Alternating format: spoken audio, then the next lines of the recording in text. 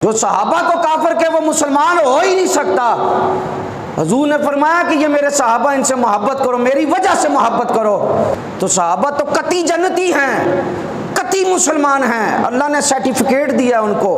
रब फरमाता है उलाइका हुमुल मोमिनून हक्का, ये सर्टिफिकेटेड, ये मोहरशुदा, इनके पास रब की और रसूल की सनद है कि ये मुसलमान हैं, मोमिन हैं। के मतलब रब फरमाता है यंसुरून अल्लाह व रसूल उलाइका हुमुस सादिकून।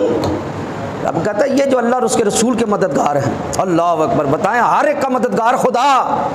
और रब क्या कहता है, ये अल्लाह के मददगार, रसूल के मददगार, उलाइका हुमुस सादिकून, ये हैं सच्चे। अगर ये सच्चे नहीं तो कायनात में कोई सच्चा नहीं है, कोई सच्चा नहीं, क्योंकि इनको सर्टिफिकेट दिया। फरमाया उलाइका हुमुल मुफलिहून, ये हैं वो फलाह पाने वाले, इनकी पैरवी करो, जिसका दामन पकड़ोगे जन्नत में ले जाएगा।